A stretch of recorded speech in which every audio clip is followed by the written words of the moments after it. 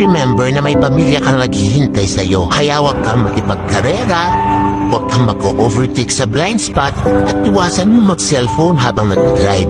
Huwag ka rin mag-tailgate at iwasan mong tumabi sa malalaking truck.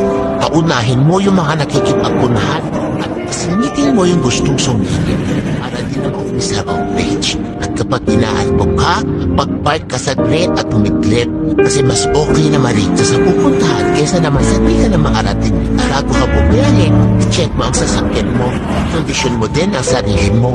May anak kang maghihintay na kargahin ng may asawa kang maghihintay sa pag-uwi mo. Huwag mo rin nakalimutan mag-pray bago bumiyahe. Ito ay mga simpleng paalala lamang dahil ikaw ay pamilyadong tao. Protektahan ka nawa palagi ni Lord sa biyahe mo.